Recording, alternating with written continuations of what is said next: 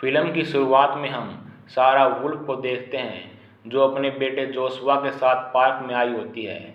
जब सारा आसमान में उड़ते हुए एक हेलीकॉप्टर को देखती है तो बहुत बुरी तरह से डर जाती है और उसे अपने पास्ट के कुछ विजुअल्स याद आने लगते हैं।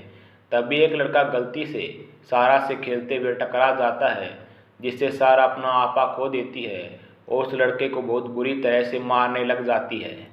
सारा एक farmer German special forces soldier थी जिसकी 2017 तक अफगानिस्तान में पोस्टिंग थी।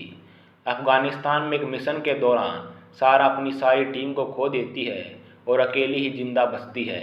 सारा अपने बेटे जोशुआ, जिसे वो प्यार से जोश भी बुलाती है, उसके साथ वर्क वीज़ा के लिए अप्लाई करने के लिए फ्रैंकफर्ट के यूएस कॉन्सुलेट में आती है।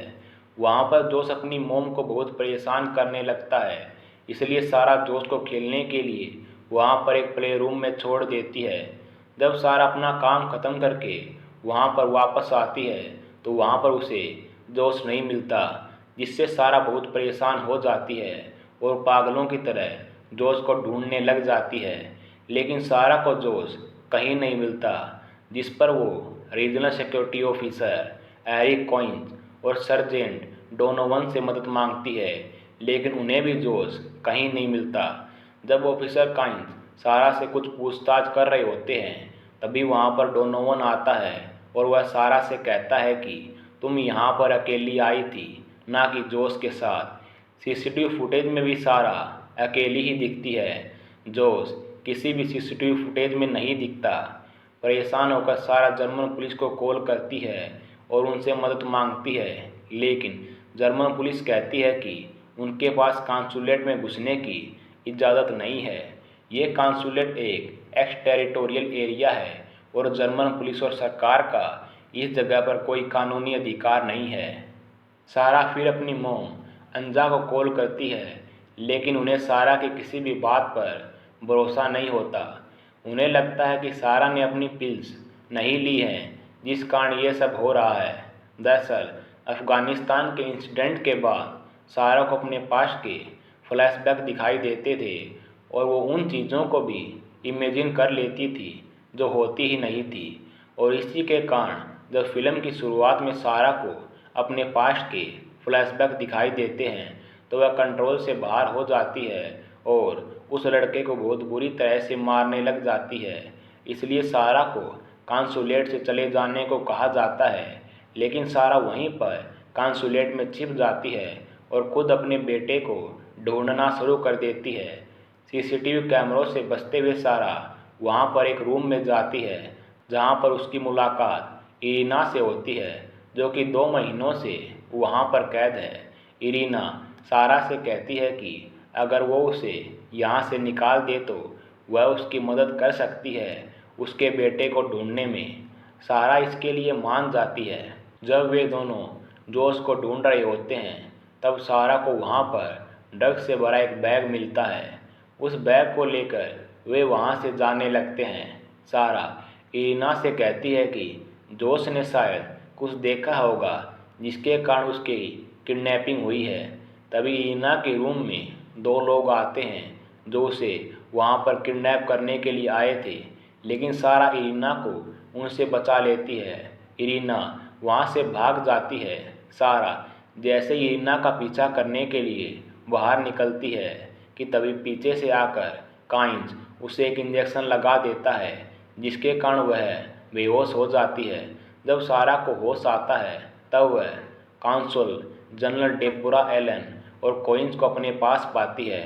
डेबोरा सारा से कहती है कि उसकी मोम ने उसे फ़ोन किया था और मुझे तुम्हारी मोम ने बताया है कि तुम्हें पोस्ट ट्रॉमेटिक स्ट्रेस डिसऑर्डर है।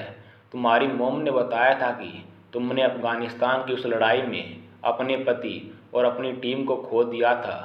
तब से तुम वो चीज़ें इमेजिन करने लगी हो जो हैं ही नहीं। थोड़ी देर बाद वहाँ पर इरीना आती है और सारा को आज़ाद कर देती है, लेकिन सारा को लगता है कि ये उसका वहम है, क्योंकि कोइंस ने उसे कहा था कि इरीना नाम की कोई लड़की यहाँ है ही नहीं। जिस पर इरीना उसे बताती है कि उसका असली नाम कीरा वाल्कोवा है और हम बेलारूस के सबसे अमीर खानदानों में से एक हैं। मेरे डैड ने मनी लॉन्ड्रिंग की थी। वो एक क्रिमिनल थे, सरकार में मौजूद बाकी लोगों की तरह। मेरे डैड इसके बाद अपोजिट पार्टी में चले गए तो उन्होंने मेरे डैड को मरवा दिया। अगर मैं सही समय पर मिस की उस एम्बेसी में नहीं पहुंचती तो वो लोग मुझे भी मार देते। डैड ने सबूत ड्राइव में सेव कर दिया था और वो लोग उसे पाना चाहते थे। CIA ने मुझे देश से बाहर निकाला था और मैं वहाँ से अमेरिका जाना चाहती थी और यहाँ फंस गई। वे दोनों वहाँ से भाग जाती हैं और जाकर एक मीटिंग रूम में छुप जाती हैं, जहाँ पर कीरा सारा को बताती है कि वो बोस्टन जाना चाहती है। वहाँ पर उसकी मोम भी है और वो इस पेन ड्राइव की मदद से बाकी डिसेंडेंट को आज़ाद करवाना चाहती है। कीरा सारा से पूछती है कि तुम अमेरिका क्यों जाना चाहती हो, जिस पर सारा कहती है कि एक बड़ी सिक्योरिटी फर्म ने उसे जॉब ऑफर किया है। दरअसल उन्हें फीमेल एक्स सोल्जर की तलाश है और वो अच्छे पैसे भी दे रहे हैं। इसके बाद ये दोनों सीधा डोनोवन के ऑफिस जाते हैं। कीरा को डोनोवन के PC में सारा की कुछ फाइल्स मिलती हैं। जब कीरा फाइल ओपन करती है तो उन्हें पता चलता है कि सारा को जॉब किसी और ने नहीं, डोनोवन ने ही दिलवाई है और उसी ने यहाँ पर CCTV फुटेज से छेड़छाड़ की है। सारा कीरा से कहती है कि डोनोवन ये सब काम अकेले नहीं कर सकता, इसमें ज़रूर कोई बड़ा ऑफिसर इन्वॉल्व है। जब सारा कॉइन्स के बारे में सर्च करती है तो उसे पता चलता है कि कॉइन्स पाकिस्तान में रीजनल स्पेशलिस्ट था। इसके बाद उसे एक वीडियो याद आता है जो कि इस्लामाबाद का था, जो उसे एक पत्रकार ने भेजा था। सारा अपनी ईमेल ID पर जाकर जब उस वीडियो को देखती है तो उस वीडियो में वह कॉइन्स को देखती है। सारा अपनी ईमेल ID से उस पत्रकार का नंबर लेती है और उसे कॉल करती है। वह सारा को बताता है कि चोट की वजह से कॉइन्स का मिलिट्री करियर ख़त्म हो गया था। करप्शन के मामले में उसका नाम हर बार आता था, लेकिन वो हर बार बच निकलता है। वह पत्रकार सारा से कहता है कि उसे पाकिस्तान से खबर मिली है, अफ़गानिस्तान में जो उसके ऊपर हमला हुआ था वो कॉइन्स ने ही करवाया था। उस आदमी का फेस ब्लर था जिससे कॉइन्स बात कर रहा था। जब वह उस स्क्रीनशॉट को डाउनलोड करती है तभी वहाँ पर डोनोवन आ जाता है। वे दोनों किसी तरह उससे बचकर टेरेस पर पहुँच जाते हैं। वहाँ पर सारा कीरा को बताती है कि अफ़गानिस्तान में एक टीम USA की थी और एक हमारी। दूसरी रात हमारे ऊपर तालिबान के आतंकवादियों ने हमला कर दिया। हमने 2-3 को गिरा दिया, लेकिन वो बहुत ज़्यादा थे। जब तक हेलीकॉप्टर हम तक पहुंचा, सब मर चुके थे, सिर्फ मुझे छोड़कर, और उसमें मेरे पति भी थे।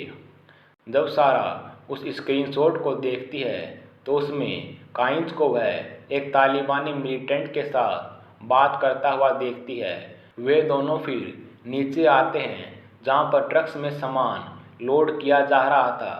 सारा कीरा से कहती है कि तुम फ्रांस की ट्रेन पकड़ लेना, पेरिस जाकर मैक्सिको की टिकट ले लेना, वहाँ से बॉर्डर पार करके USA चली जाना। मैं इनका ध्यान बटाती हूँ और तुम चुपचाप जाकर ट्रक में छिप जाना। सारा एक ट्रक लेकर वहाँ से भागने लगती है, जिससे सोल्जर्स का ध्यान बट जाता है और इसी मौके का फ़ायदा उठाकर कीरा ट्रक में चढ़ जाती है। सारा कॉइन्स के ऊपर बंदूक तान देती है, जिसके कारण कॉइन्स कबूल करता है कि उसने इस दोस्त का अपहरण किया है और CCTV फुटेज में छेड़छाड़ भी उसी ने की है। तुम ही उस अफ़गानिस्तान हमले की जिंदा गवाह बची थी और वह पत्रकार मुझ पर बहुत दबाव डाल रहा था। कॉइन्स सारा से कहता है कि तुम्हारा बेटा मेरे पास है, इसलिए तुम मुझे नहीं मार सकती। सारा कॉइन्स की गन से उसके सिर पर हमला करके वहाँ से भाग जाती है। सारा कॉइन्स की बेटी आइलीन का अपहरण कर उसे एक सेफ रूम में ले जाती है। सारा उस सेफ रूम का ऑक्सीजन बंद कर देती है। सारा आइलीन के बदले जोश को वापस पाना चाहती थी, लेकिन ऑक्सीजन कम होने के कारण आइलीन की तबीयत खराब हो रही थी। इसलिए वह अपना फैसला बदल देती है और आइलिन को छोड़ देती है और काइंस से कहती है कि मुझे तुमसे बात करनी है, वो भी अकेले में। काइंस वहाँ आता है और सारा के सामने अपना जुर्म कबूल कर लेता है। वह कहता है कि जब मैं मिलिट्री में था तब मेरी गाड़ी में एक धमाका हुआ था। 6 महीने के बाद मुझसे कहा गया कि मैं बिल्कुल ठीक हूँ, जबकि मुझसे हिला तक नहीं जा रहा था। मुझसे कहा गया कि अगर तुम्हें काम करना है तो करो, वरना जाओ। किसी ने मेरी कोई मदद नहीं की। मेरे पास बिल्कुल भी पैसे नहीं थे, इसलिए मैंने अपनी आर्थिक स्थिति सुधारने के लिए तालिबान से सौदा किया और उन्हें तुम्हारी टीम की लोकेशन बता दी। जिस पर सारा कहती है कि तुम्हारे कारण मेरी पूरी टीम मारी गई। काइंस कहता है कि मुझे इसका बहुत दुख है। इसके बाद काइंस वहाँ से जाने लगता है, लेकिन तभी वह पलटकर अपनी गन निकालता है और सारा के पेट में गोली मार देता है और फिर अपने पैर में भी गोली मार देता है ताकि वह इसका इल्ज़ाम सारा पर डाल सके और बाहर खड़े सोल्जर्स सारा को मार दे। जैसे ही डोनोवन उस सेफ का दरवाज़ा उड़ाने वाला होता है, सारा सेफ का दरवाज़ा खोल देती है। सारा ने आइलिन के टेप रिकॉर्डर में काइंस के सारे गुनाहों का कबूलनामा रिकॉर्ड कर लिया था और बाहर आते ही वह रिकॉर्डर ऑन कर देती है, जिससे जनरल डेबोरा एलिन को काइंस की असलियत पता चल जाती है और वो उसे अरेस्ट कर लेती है। 8 हफ्तों बाद सारा कीरा को फ़ोन करके उसे बताती है कि काइंस अब यूएस की जेल में बंद है और डोनोवन के साथ वो आदमी जिसने मुझे चेक इन कराया था वो भी इसमें इन्वॉल्व था। कीरा सारा से कहती है कि मैं यूएस में तुम्हारा इंतज़ार कर रही हूँ, जल्दी मिलते हैं। सारा अपनी मोम को अलविदा कहकर वहाँ से अमेरिका के लिए रवाना हो जाती है और इसी के साथ यह फिल्म यहीं पर ख़त्म हो जाती है। राधे राधे।